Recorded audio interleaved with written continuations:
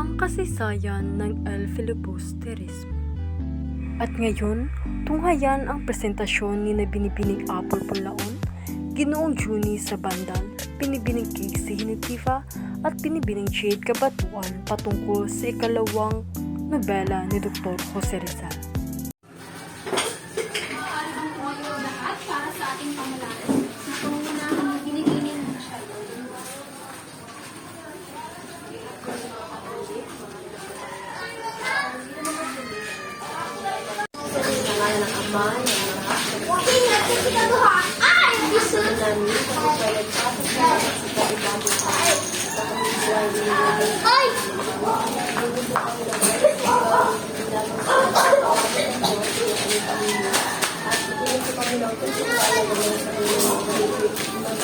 Hindi ka maghanap, kasi kami maghanap.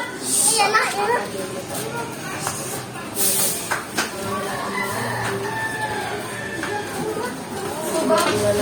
So bago kayo umupo ay siguraduhin nakahanay ang inyong mga upuan at huwagin ang mga kalat sa ating paligid.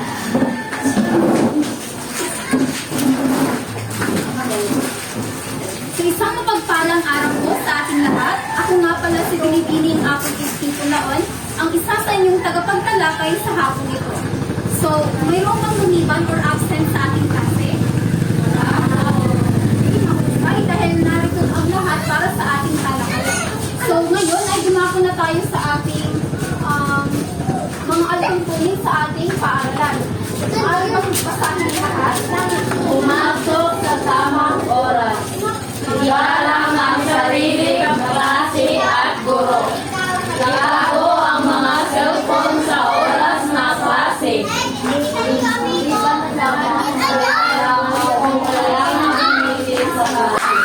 Kapag may nagsasalita ay panatilihin nakatikom ang bibig. Magtaas ng kamay may katanungan at nais lumabas.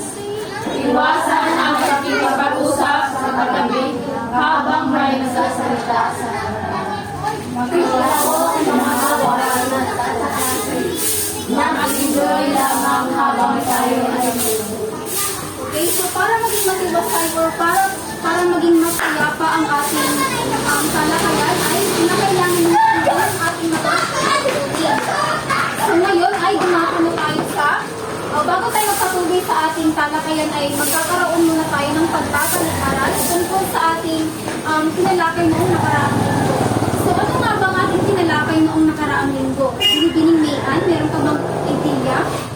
ito ay tungkol sa nalimitang nila. Okay, mahusay dahil tunay nang may natutunan kayo sa ating talakayan noong nakaraang linggo.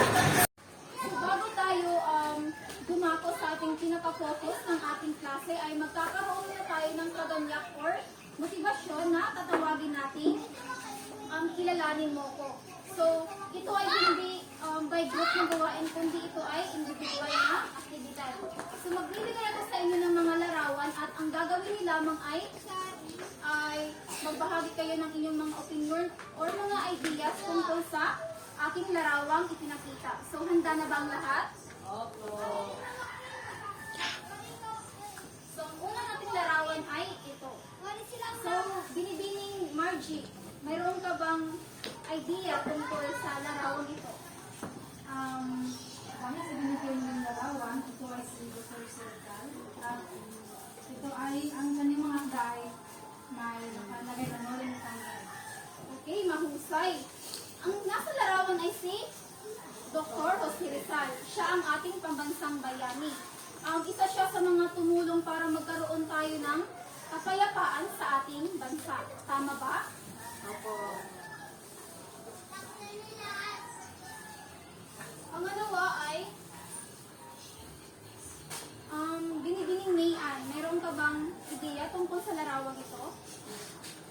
Ito po ay ang nalimitang tangyari kung saan ay linalahad dito or may palabas. Di ba sa PJ ay may Maria Clara? Okay, mahusay.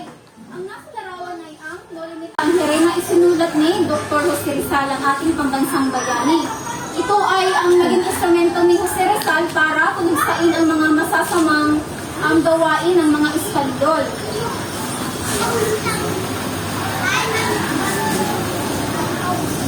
At ang pangatlo naman ay Binibining RV.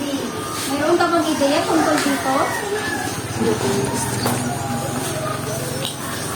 Ang larawan ay nagpapahayag ng El Filibusterismo na isinulat kay Dr. Okay, tama. Ang El Filibusterismo ay isinulat ni Dr. Jose Rizal, ang ating pambansang bayani. So, ang El Filibusterismo ay ang sequel or parang sequel ng Akdang Noli-me-Tangere. Ito rin ay isang instrumento para tuligsain ang mga masasamang gawain na ginawa sa atin ng Espanyol. At ang company ay Binibining Muchacho. May humamang ideya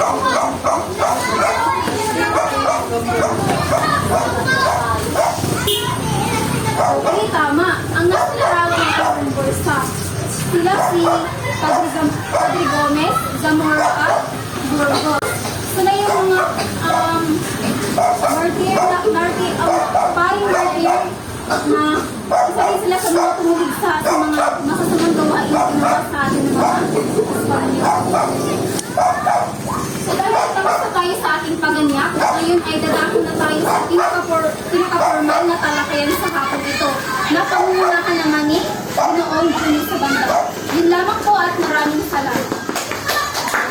Isang mapagpalayang araw sa ating lahat. Ngayon ay tatalakayin natin ang kaligrang pang-kasaysayan ng El Filibusterismo. Ngayon ay natutunan ninyo ang ating paghanyak na ginawa ni Binibining Apple. Ngayon ay magtatanong ako sa inyo. Para sa inyo, bakit nga ba gumamit si Rizal ng pluma o pagsusulat bilang pagtuligsa sa mga Espanyol? Ano kayang dahilan na bakit ginamit niyang kasangkapan ang pluma o pagsulat? Mayroon ba kayong mga ideya? Okay, Binibining Nurol? Dahil naniniwala po si Rizal na hindi sagot ang dahas upang makipaglaban sa mga banyagang mananakop.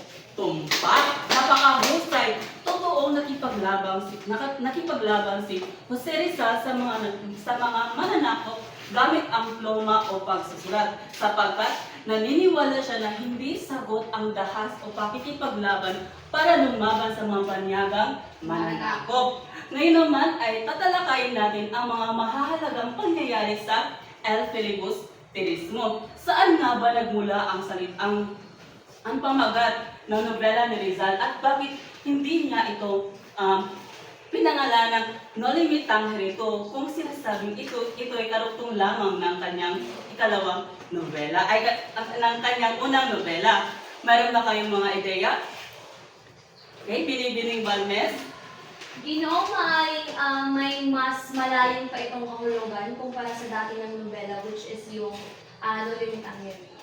Tumpak, napakahusay. Hindi ito pinangalanan ni Dr. Jose Rizal na Noli-me-Tangere kasi may mas nakakawindang pang mga revelasyon sa librong ito sapagkat nakakawindang pang mga tumpak, napakahusay. Hindi ito pinamagatan ni Rizal na Noli-me-Tangere sapagkat may mas nakakawindang pang mga revelasyon tungkol sa pamamahala ng mga Espanyol. Gayon din ang mga prelate o ng simbahan. Dahilan na ang ikalawang nobela ay isang nobelang pampolitika. Ibig sabihin, dito ay binibigyan diin ang kabuluktutan na ginagawa ng mga Espanyol sa mga Pilipino. Mas ipinadama sa libro ang pukot at alab upang gisingin ang bawat Pilipino na makipaglaban at angkinin ang karapatan ng bawat isa at angkinin ang kalayaan para sa ating bayan. Nga pala, ang pamagat na El Filibusterismo ay nagmula sa salitang filibustero na ang ibig sabihin ay mga tumutuligsa o tumataksil sa simbahan at sa pamahalaan. Kung kaya, ito'y pinagbabawal noong panahon ng mga Espanyol. upang mas maunawaan natin kung ano nga ba ang kaligarang pangkasaysayan at kung ano ang mga mahalagang pangyayari ay magpapakita ko sa inyo ng video tungkol sa kaligarang pangkasaysayan ng El Filibusterismo.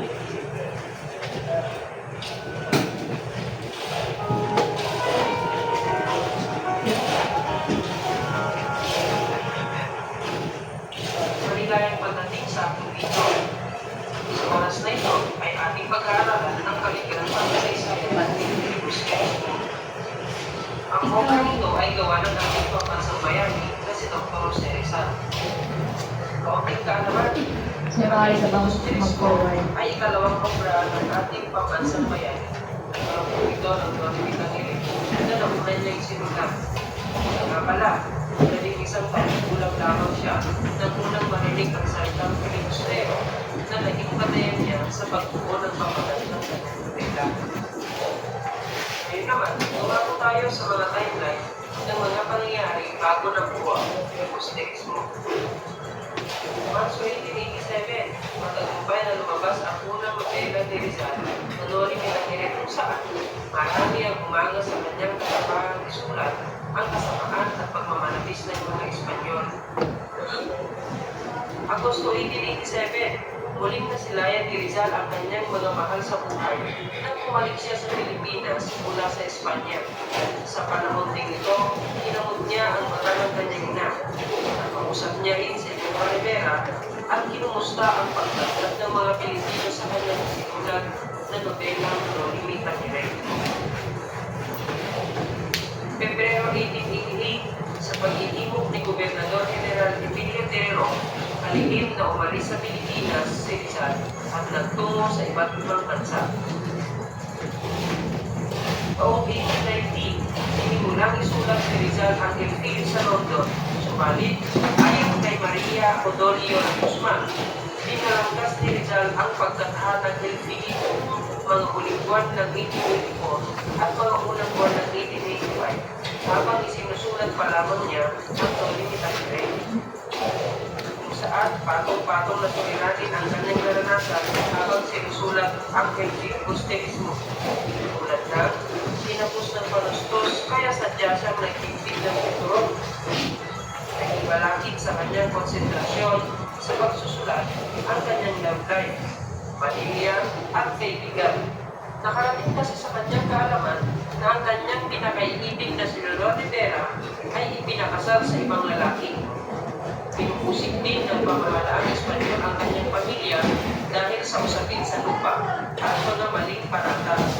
Samantalang ang kanyang mga kasamaan sa La Solidaridad ay lumayo na rin sa kanya. Ang panulat at ang original na manuskripto ng LPD kasama na rin ang Williambag at nilagdaang sipin ng nagpuang nobela. Taong 1925, hindi nagpamahalaan ang original na kopya ng nobela kay Valentin Lecco. Siya nga pala, ang El Filibusterismo ay pagpupukay ni Rizal sa pagpaparing martir na dinikay sa bagong bayan noong Pebrero 1872 na sina Padre Mariano Flores, Padre Jose Corpus at Padre Jacinto Zamora. At yan lamang ang kaligarang kasaysayan ng El Filibusterismo. Kung natuwa ka sa video ito, mag-subscribe at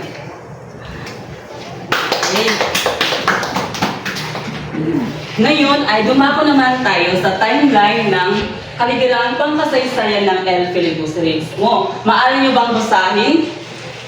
1895, sinimula ang ibalangkas ni Rizal ang kanyang ikalawang nobela sa Calamba, Laguna. 1887, inilimbag ni Rizal ang kanyang unang nobela noong Marso 1887.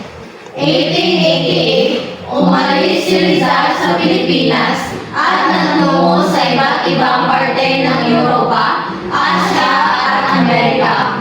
1890, sinimulan ni Rizal ang kanyang ikalawang nobela sa London at gumawa ng pagbabago sa banghay nito. 1891, natapos ni Rizal ang nobela noong Marso 29, 1891 sa Gent, Belgium. Isinimula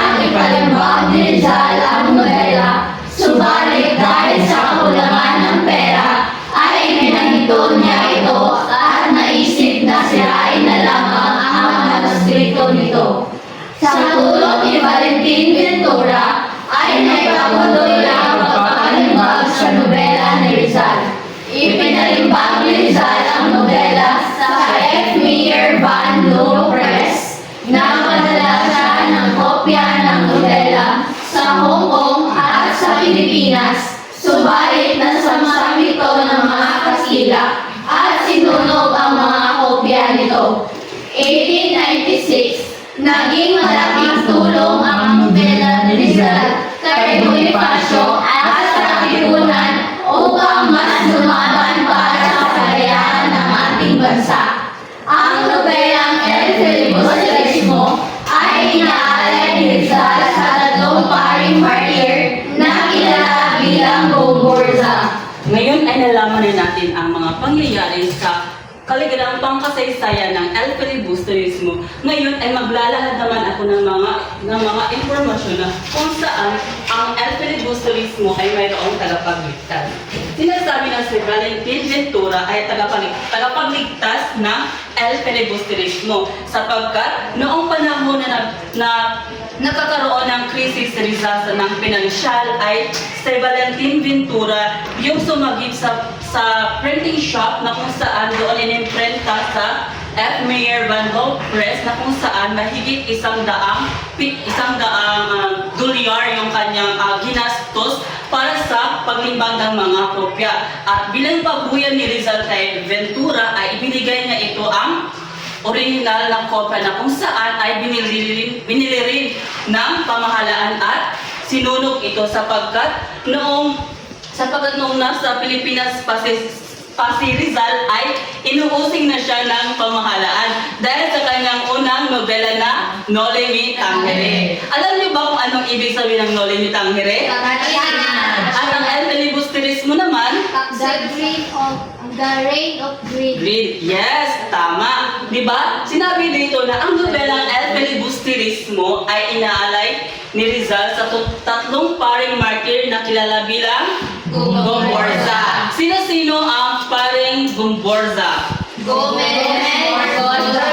Yes, tama, mahusay. Sila yung mga tatlong paring martir na binitay sapagkat sila ay inakusahan na sila ay taksil sa pamahalaan at sa simbahan na sila ay tumutulong sa kanilang kapwa Pilipino na naging daan sa kanilang kamatayan o pagkakabitay. Alam nyo ba na, di ba kanina binasa nyo na maaaring sunugin na sana ni Rizal yung kanyang manuskrito, ngunit sa tulong ni Ventura ay naipagpatuloy pa rin niya ang pagsusulat ng El Filibusterismo. Hindi pa lamang natapos ang nobelang Noli Me Tangere ay nagbalangkas na si Rizal ng kanyang ikalawang nobela na El Filibusterismo. Alam niyo ba na 11 years old pa lang si Rizal noong nalaman niya narinig niya yung salitang filibustero na ang ibig sabihin ay tumataksil sa pamahalaan. Kung ang filibustero ay tumataksil sa pamahalaan, ano naman ang erehe?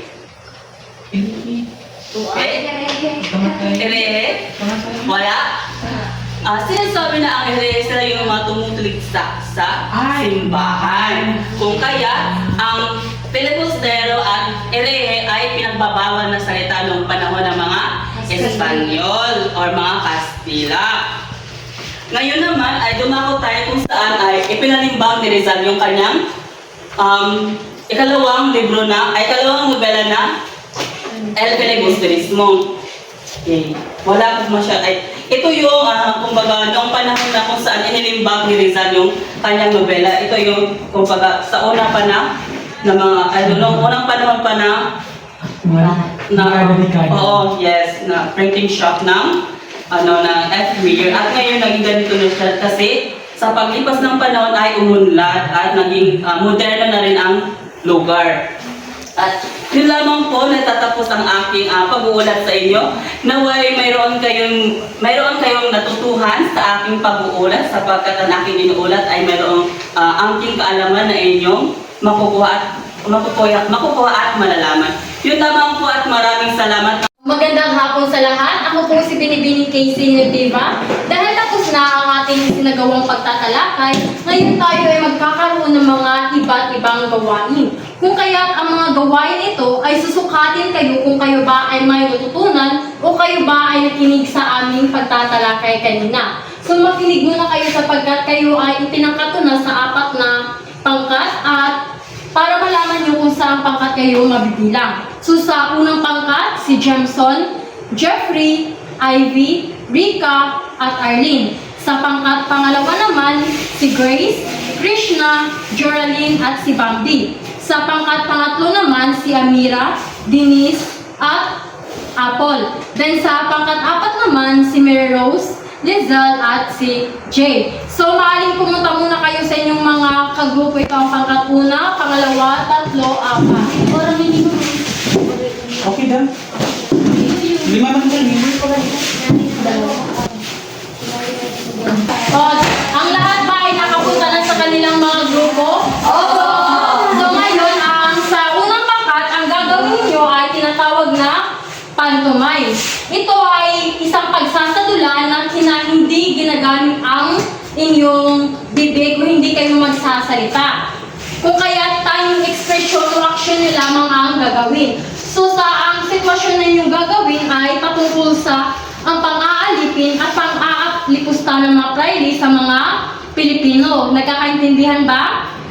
At sa pangkat pangalawa naman, ang gawain ito ay tinatawag na buhay ko, awitin mo. Kung kaya't gagawan mo ng kanta ang buhay ni Jose Rizal. At kayo na bubuo rin ng tono kung ano yung mga tono ang inyong pipiliin. Nagkakaintindihan ba pangkat pangalawa? Oo. Narito din. Sa pangkat pangatlo naman, ito ay tinatawag na ipaliwanag mo. Kung kaya't ipapaliwanag ninyo kung ano ang ibig sabihin sa larawang ito. At kayo ay pipili lamang ng isang representante upang ipaliwanag dito ang patungkol sa larawang ito. Nagkakaintindihan pangkat 3? Opo. At sa panghuli naman ay ang pangkat 4. Ito ay tinatawag na timeline ng obra ko. Kung kaya't dito sa mga sobre ay nakapaloob dito ang mga iba't ibang taon kung kailan nangyari ang mga pangyayari sa El Telebos Teresmo. Kung kaya't ang gagawin nyo lamang ay pagsunod-sunodin ang mga taon at mga pangyayari sa naganap na pangyayari. So, nagkakaintindihan ba pangkat 4? Opo. So, ngayon kayo ay bibigyan ko ng 3 minuto upang maghanda sa inyong mga gawain.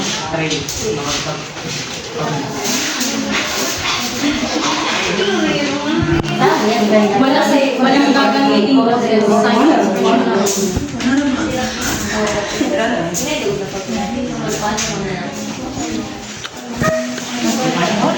Ngayon ay tapos na ang 3 minutong paghahanda ay maaaring bigyan ng espasyo sa gitna upang dito kayo magpresenta ng inyong mga gawain. Kayo muna ay pupunta sa likod upang makita natin lahat ang mga presentasyon ninyo.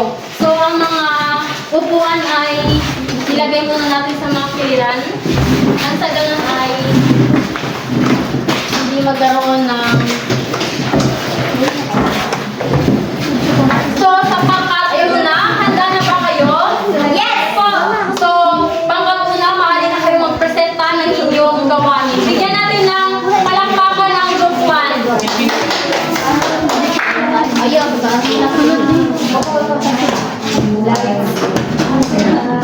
sige, lights, camera, action!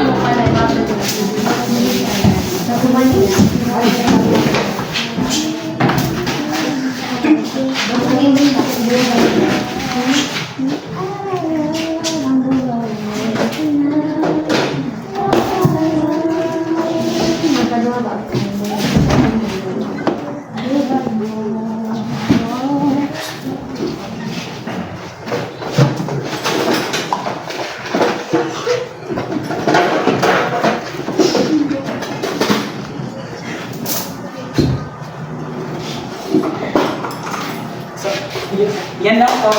Mahusay! Napakahusay talaga na ipakita ng pagkakunang sitwasyon na aming ibigay. So, maaaring bigyan natin ng maugaling clap ang pangkatuna ito. 1, 2, 3, 1, 2, 3, 1,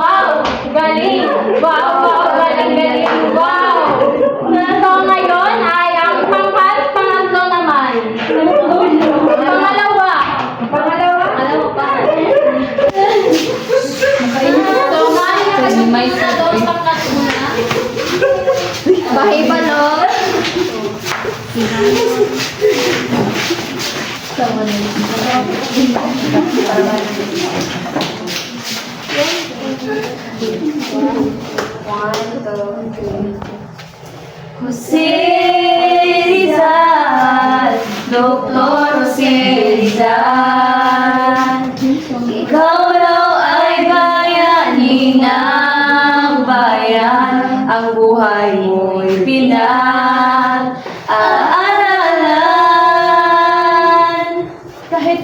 Kahit musmos, alam ang iyong pangalan, iyong dating ay parang si Superman. May monumento ka kahit saan, kahit rami-rami mang pangalan. Jose Rizal, Dr. Jose Rizal, ikaw raw ay bayani ng bayan, ang buhay mo'y pinag-aaralan, ang buhay mo'y pinag-aaralan. Palakpakan! Talagang may mga magagandang boses pala ang klaseng ito. Kung kaya bigyan natin ng 5 bagsak ang pangalawang grupo. 1, 2, 3, 4, 5. So ngayon ay ang pangatlo naman. So magandang hapon sa inyong lahat. Ako ay mula sa 3 pangkat. So ang larawan na ito ay nagpapakita ng dalawang uri ng pamumuhay. Itong batang ito ay ang mayaman at mahirap. So ang batang ito ay mahirap dahil sa kahirapan ay napagkaitan siya na makapag-aral. Yun lamang tayo. Mabuti talagang may paliwanag di binibining noron kung ano ang patungkol sa larawan. So ngayon ang panghuli ay ang pangkat-4. So, para po sa pangkat-4, is bubuuin po namin yung timeline. So, noong 1885, sinimulang ibinahagi ni Rizal ang kanyang ikalawang nobela sa Calamba, Laguna. Noong 1887 naman ay inilimbag ni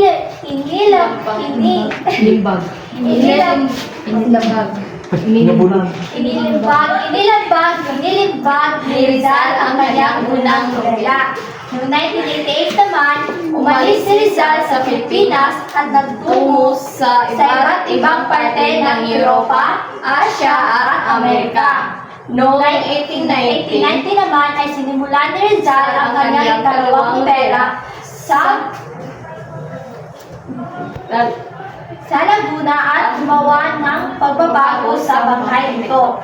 Noong 1891 naman, natapos ni Rizal ang nobela noong Marso 29, 1891 sa Ghent, Belgium. At panghuli naman ay noong 1896. Naging malaking tulong ang nobela ni Rizal kay Bonifacio at sa Katipunan upang mas lumaban para sa kalayaan ng ating bansa. Palakpakan!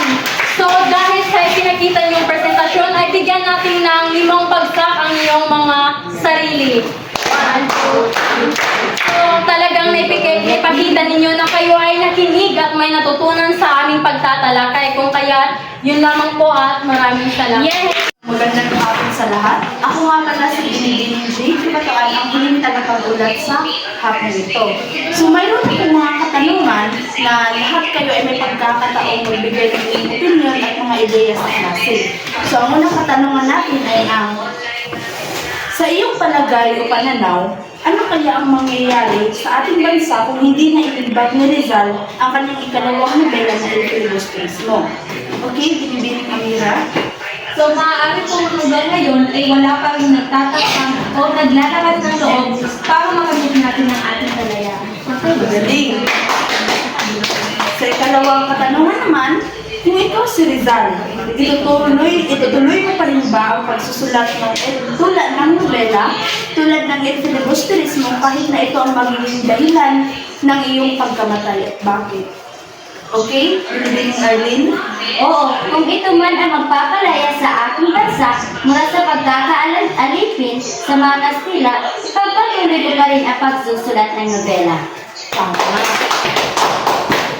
At sa panghuling katanungan, kabataang Pilipino, paano mo mapapahalagahan ang aral mula sa nobela ni Jose Rizal? Okay, bibigyan ko siya. Sa pamamagitan ng muling pagbuhay sa sinasabing kabataan ng pag-asa ng bayan, sisikapin kong maging mabuting halimbawa sa aking generasyon. Tama. Bigyan nyo ng 5 bagsak ang inyong mga sarili. Napakahusay.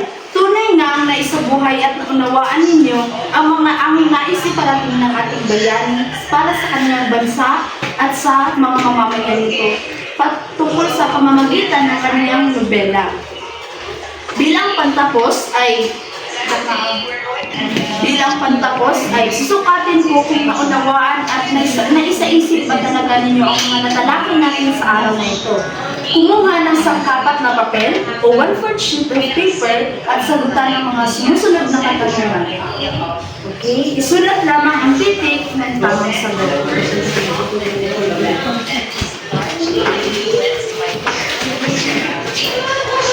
Handa na ba? Unang katanungan, sino ang naging inspirasyon ni Rizal para isulat ang kanyang nobelang El Filibusterismo? A. Majoha, B. Leonor Rivera, C. Gumborza. Ulitin ko, sino ang naging inspirasyon ni Rizal para isulat ang kanyang nobelang El Filibusterismo? A. Majoha, B. Leonor Rivera, C. Gumborza. Ikalawang katanungan, sino ang nag-udyok kay Rizal na umalis sa Pilipinas? A. Gobernador General Terrero, B. Don Francisco, C. Josephine Bracken. Ulitin ko, sino ang nag-udyok kay Rizal na umalis sa Pilipinas? A. Gobernador General Terrero, B. Don Francisco, C. Josephine Bracken. Ikatlo, saan natapos ni Rizal ang kanyang ikalawang nobela? A. Berlin, Germany, B. Pilipinas, C. London. Uulitin ko, saan natapos ni Rizal ang kanyang ikalawang nobela? A. Berlin, Germany, B. Pilipinas, C. London. Kaapat, ang salitang filibustero ay nangangahulugang patlang. A. Kakampi ng simbahan, B. Mga taksil sa pamahalaan at simbahan, C. Mga katipunero. Ang salitang filibustero ay nangangahulugang patlang. A. Kakampi ng simbahan, B. Mga taksil sa pamahalaan at simbahan, C. Mga katipunero. Panghuli, sino ang tagapagligtas ng nobelang El Filibusterismo? A. Jose Rizal, B. Valentin Ventura, C. Maximo Viola. Huling katanungan, sino ang tagapagligtas ng nobelang El Filibusterismo? A. Jose Rizal, B. Valentin Ventura, C. Maximo Viola. Tapos na bang lahat? Anong sagot ninyo sa unang tanong? Ito ay sina? Gumborza o ang tatlong paring martir. Sa pangalawang katanungan, sino ang nag-udyok kay Rizal na umalis sa Pilipinas? Gobernador Terrero. Sa ikatlo, saan natapos ni Rizal ang kanyang ikalawang nobela? Gent, Belgium. Ito ay sa London. Letter C sa London. Ikaapat, ang salitang filibustero ay nangangahulugang mga Martyr sa pamahalaan. taksil sa pamahalaan at simbahan. Letter B. At sa ikuli ay sino ang tagapagligtas ng nobelang El Filibusterismo? Si Valentin Ventura. Okay, tama. Para sa inyong takdang aralin ay magsaliksik kayo at kilalanin ang mga tauhan na napabilang sa nobelang El Filibusterismo. Naway naging malinaw sa inyong talakayan natin ngayon. May mga natutunan ba kayo sa araw na ito? Yes, Okay, pakiayos ng inyong upuan at ng inyong sarili. Naway naging makabuluhan ang araw na ito sa inyo at naway maging dalhin niyo ang araw na ito sa inyong mga hanggang sa mga susunod na kabanata ng inyong buhay. Maraming salamat sa inyong kooperasyon at sa inyong pakikinig. Paalam! Paalam!